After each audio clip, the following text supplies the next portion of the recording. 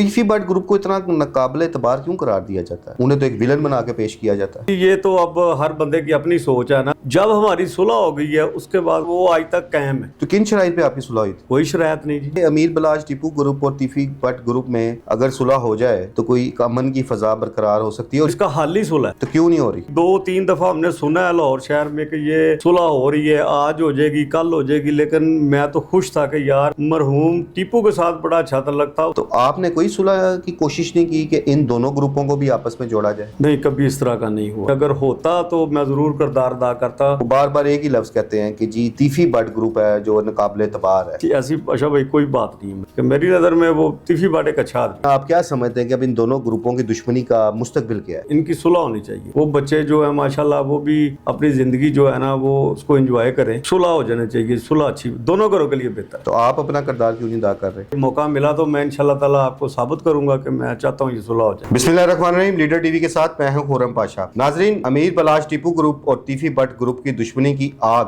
ताहाल ठंडी नहीं हो सकी, और गो के इस हवाले से सुलह की भी काफी कोशिशें की जा रही हैं। बहुत सारा हल्का ऐसा है इस वक्त जो चाह रहा है कि इन दो घरानों में सुलह हो जाए, लेकिन तीफी बट ग्रुप पर एतमाद ना करने की बहुत सारी वजूहात सामने आती हैं। कहा यह जाता है कि तीफी बट ग्रुप नाकाबिल एतबार है, और जब भी इन्होंने अपने मुखालिफ से सुलह की उसके बाद उसे करा दिया। इस एक इल्जाम की वजह से तीफी बट ग्रुप पर एतमाद करने की पोजीशन में नहीं कोई भी चाहता। माजी में एक स्टूडेंट रहनुमा थे अरशद अमीन चौधरी, जिनका बड़ा नाम था लाहौर शहर में। उनकी भी मुखालफत तीफी बट ग्रुप के साथ रही और उसके बाद सुलह भी हुई, और सुलह के बाद वो हो गए। और जो लोग तीफी बट ग्रुप को तनकीद का निशाना बनाते हैं उसमें वो अरशद अमीन चौधरी की मिसाल दिया करते हैं। अरशद अमीन चौधरी की जिस दौर में तीफी बट ग्रुप के साथ दुश्मनी अरूज पर थी, तो उनमें एक ऐसी शख्सियत आज भी मौजूद है जो खुद इस दुश्मनी का हिस्सा रही, ना सिर्फ हिस्सा रही बल्कि बाद में उनकी भी तीफी बट ग्रुप के साथ सुलह हुई। वो सुलह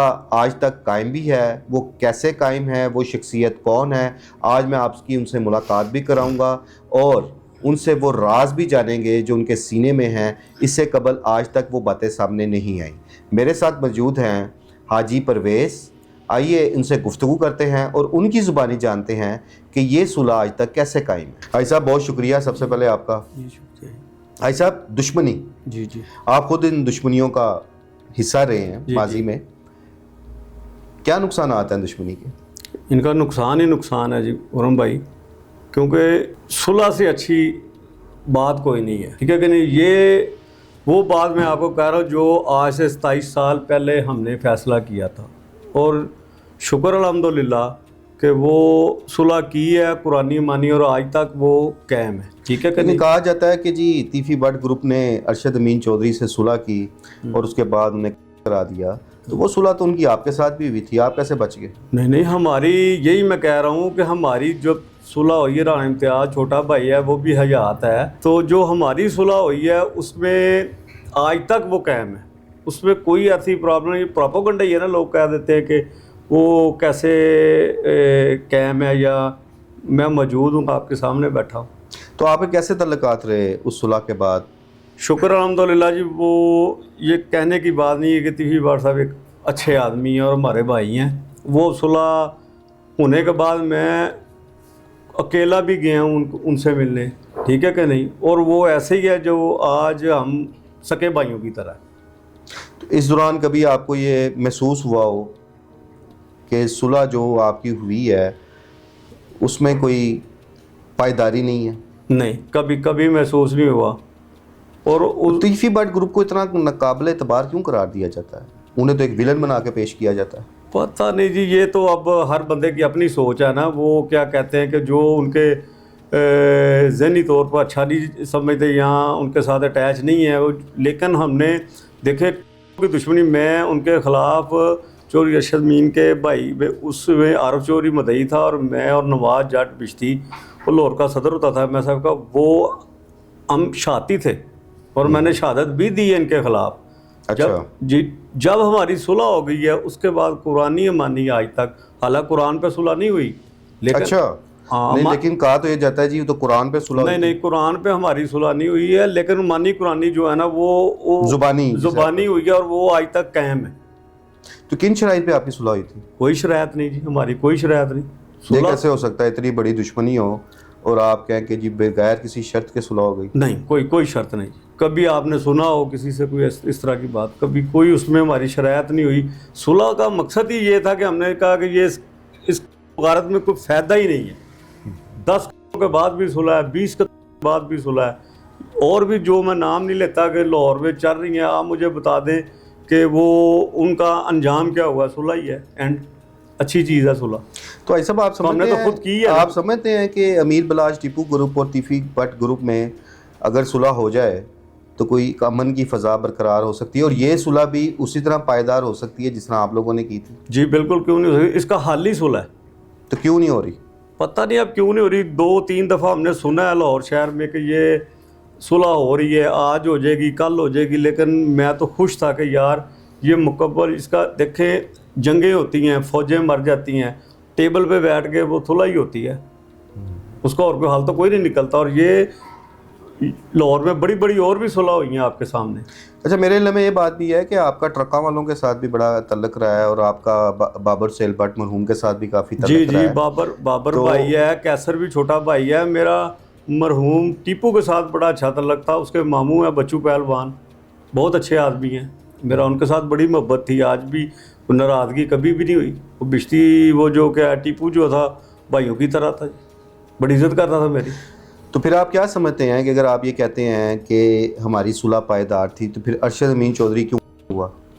बस कुछ वो पाशा साहब, उसमें कुछ गलत फहमियाँ, कुछ लोगों ने अपने मफाद के लिए जो है ना वो उनको इकट्ठा ही नहीं होने दिया कि इनकी सुलह हो गई। तो जैसे वो मादी में कुछ इश्तिहारी हजरात थे, तो इधर की बातें उधर, उधर की बातें उधर, और इसमें कुछ भी नहीं, प्रोपोगंडा ही था गलत। यानी कि अरशद अमीन चौधरी में तीफी भट्ट ग्रुप का कोई हाथ नहीं था? तो उसमें जो है डायरेक्ट जो रतीफ़ी भट्ट का तो नहीं था। अच्छा, तो फिर कौन लोग थे और उनका एजेंडा क्यों था, क्यों कराया गया अरशद अमीन चौधरी को? देखें, वो तो सारे तकरीबन मर मुर गए हैं जितने भी इश्तिहारी थे उसमें, नीफा बाबा वगैरह। लेकिन बार बार ये क्यों कहा जाता है कि जी तीफी भट्ट नहीं मरवाया, तीफी भट्ट ने ही मरवाया? ज़ाहिर है जी, वो दुश्मनी तो चल रही थी ना, दुश्मनी तो थी ना। नहीं, अभी आप कह रहे हैं ना कि जब सुलह हो गई आप लोगों की, ज़ाहिर है उस सुलह में आप भी थे। जी जी बिल्कुल। राना इम्तियाज़ का भी आपने एक जिक्र किया, साबिक तालिब इल्म रहन मैं वो भी थे, तो आज राना इम्तियाज़ भी मौजूद हैं, आप भी मौजूद हैं। बिल्कुल। तो क्या आप लोगों को तो कभी नुकसान नहीं पहुंचा? नहीं, कभी नहीं, शुक्र अल्हम्दुलिल्लाह, कभी भी नहीं की इस तरह की। और वो एक मुकम्मल जो है ना होता है ना, जो एक भाइयों की तरह जो है ना वो ज़िंदगी गुजार रहे हैं, और कभी इस तरह का दिलों में कभी बात भी नहीं आई है, कभी को हमें दावे से मिलते हैं, कोई इसमें प्रॉब्लम नहीं है। अच्छा, अब आपका इन दोनों घरानों में तल्लक, अभी आपने भी बताया आपका टीपू मरहूम के साथ भी, बाबर सेल भट्ट, कैसर भट्ट, इधर तीफी भट्ट ग्रुप में भी आपका एक तल्लक है, तो आपने कोई सुलह की कोशिश नहीं की कि इन दोनों ग्रुपों को भी आपस में जोड़ा जाए? नहीं, कभी इस तरह का नहीं हुआ जी, नहीं, मौका नहीं मिला, या इस तरह का कोई नहीं। अगर होता तो मैं ज़रूर किरदार अदा करता, इसमें कोई शक वाली बात नहीं, मैं ज़रूर कहता कि यार सुलह कर लो, इससे अच्छी बात कोई नहीं है। लेकिन इसमें यही बार बार फिर बात वही आ जाती है ना जिसको हमने आगाज़ में भी कहा था कि एतमाद की फ़ज़ा नहीं है। जी जी, हाँ जी, वो जो कई लोगों से जब इस हवाले से जब डिस्कशंस होती हैं, वो बार बार एक ही लफ्ज़ कहते हैं कि जी तीफी भट्ट ग्रुप है जो नाकाबिल एतबार है।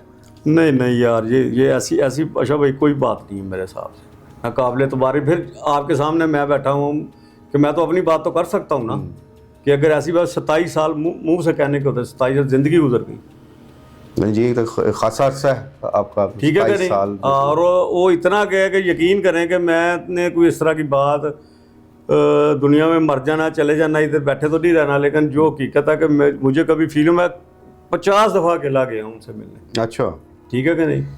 तो क्या रवैया बड़ा सुलह अच्छा के बाद रहा आपके साथ? बड़ा अच्छा इंसान है जी। तो जो अब सोशल मीडिया पे कहा जाता है उनके बारे में, वो तो किसी दौर में भी ऐसा नहीं हुआ, जो वो क्या कहते हैं कि वो तो ऐसा तो प्रोपोगंडा तो चलता ही रहता है ना, कि वो सोशल मीडिया पे अब उसका तो बड़ा लंबी बात हो जाएगी वो तो, कि मैं तो अपना बयान दे सकता हूँ ना अपनी, कि मेरी नज़र में वो तीफी भट्ट एक अच्छा आदमी है।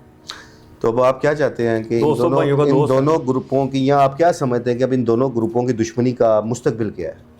मुस्तकबिल जो है ना वो लड़ाई नहीं है, इनकी सुलह होनी चाहिए। वो बच्चे जो है माशाल्लाह वो भी अपनी ज़िंदगी जो है ना वो उसको एंजॉय करें, तो सुलह हो जाना चाहिए। सुलह अच्छी, दोनों घरों के लिए बेहतर है। तो आप अपना किरदार क्यों नहीं अदा कर रहे? कि अगर मुझे क्या कहते हैं कि मौका मिला तो मैं इंशाल्लाह ताला आपको साबित करूंगा कि मैं चाहता हूँ ये सुलह हो जाए। जी, तो नाज़रीन, आपने हाजी परवेज़ की गुफ्तगू सुनी। इसमें जो एक बहुत बड़ा गैप है इन दो घरानों में सुलह ना होने का, उसकी एक बुनियादी रीज़न जो है वो एतमाद जो है वो नहीं पैदा होता। और वो एतमाद की वजह क्या है कि कहा यह जाता है, सुनते भी आए हैं, आज हाजी परवेज़ की ज़बानी ये मेरे लिए भी एक नया इंकिशाफ था कि 27 साल से इनकी सुलह है और उस सुलह में आज भी इनका भाईचारा है और मिलना जुलना, वो कह रहे हैं मैं अकेला भी मिलता रहा।